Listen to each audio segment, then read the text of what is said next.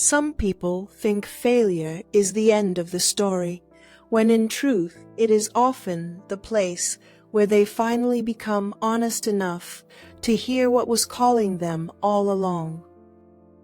Welcome to Parable Monday. There was a man who had once spoken with certainty about who he was and what he would never do. He trusted the strength of his own conviction because, at the time, it felt unshakable. He believed that loyalty would be easy when the moment came, that courage would rise naturally when tested, and that love would be enough to keep him standing. But life has a way of revealing what confidence often hides. When the moment arrived, it did not come dressed in greatness. It came quietly, under pressure, in the ordinary discomfort of fear and the sudden instinct to protect himself. What he thought would be a bold stand became hesitation. What he thought would be unwavering became retreat. And before he fully understood what he was doing, he had stepped away from the very thing he had once promised he would never leave. The failure was not loud, but it was clear, and once it happened, it stayed with him. Not because others repeated it, but because he did.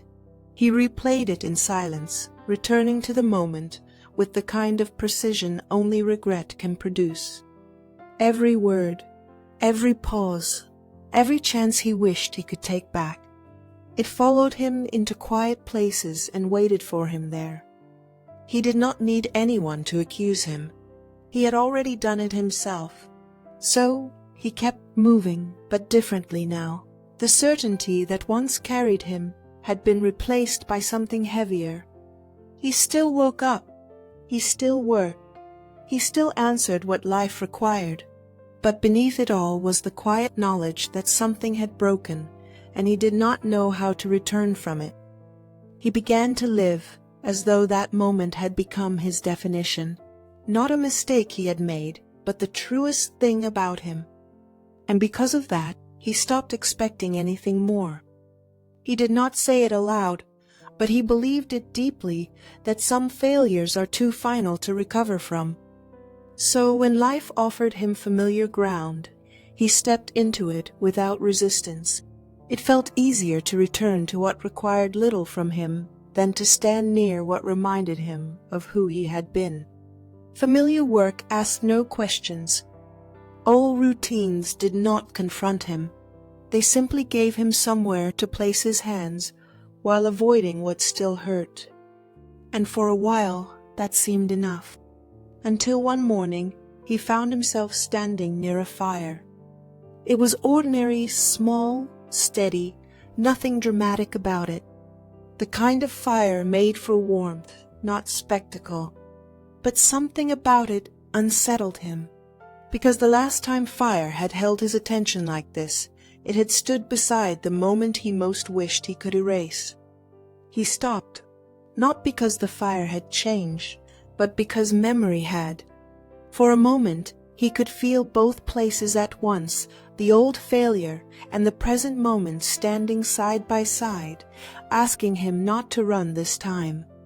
He wanted to leave. Instead, he stayed. There, in the quiet crackle of something still burning, he realized what he had not allowed himself to consider before. The fire had not followed him to condemn him. It had remained because some things must be faced before they can be healed. He stood there longer than comfort required, not defending himself, not rewriting the past, not pretending it had been smaller than it was, just standing in truth. And in that honesty, something unexpected happened. The place he thought would only remind him of failure became the place where restoration quietly began, because shame had told him the story was over. But grace was still speaking, and the fire, instead of becoming a monument to what he had lost, became proof that what had failed in him had not exhausted what was still possible. For the first time, he understood that failure is not always the place where calling ends. Sometimes it is where pride ends and calling finally becomes real. There are failures that follow us so closely that we begin to mistake them for identity, but Scripture reminds us that a fall is not the final word, for a just man falleth 7 times, and riseth up again.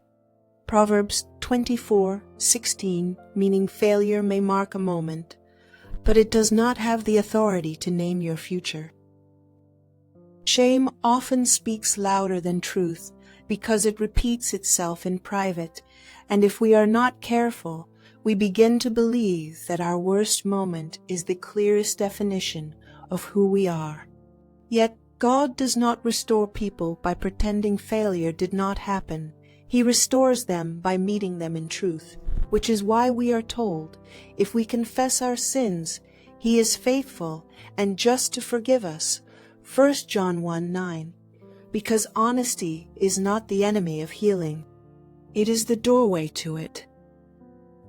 Many people return to what is familiar, not because it is where they belong, but because disappointment convinces them they no longer deserve more.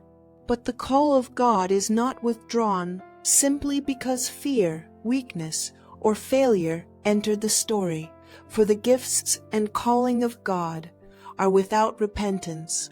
Romans 11:29, reminding us that what God spoke is not erased by the places where we stumbled.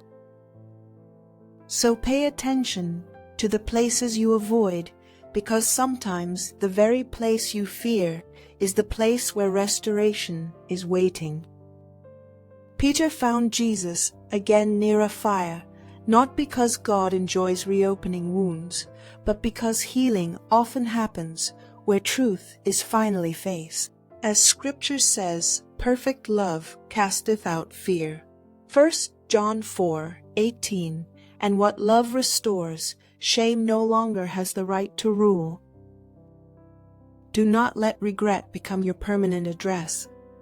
Return, even if your return feels small, because grace does not ask you to arrive polished. It asks you to come honestly. Jesus still says, "Follow me." Matthew 4:19, and that invitation does not disappear because you once failed to follow well.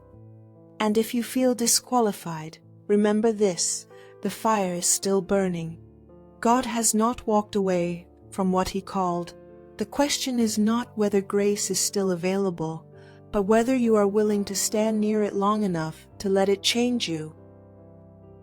Father, thank you because your mercy is greater than our failure, and your grace speaks louder than our shame. You see the places we avoid, the memories we replay, and the quiet accusations we carry against ourselves. You know how easily we turn one failure into a lifelong sentence, and yet you continue to call us beyond it. Help us to stop building identity around our worst moments.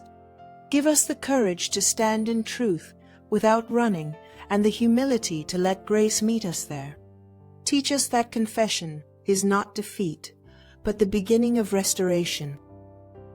Where shame has spoken loudly, let your voice be louder. Where regret has kept us distant, draw us near again. And where we thought the story had ended, remind us that your fire still burns. We thank you because you restore, you forgive, and you do not abandon what you have called. In Jesus' name, Amen.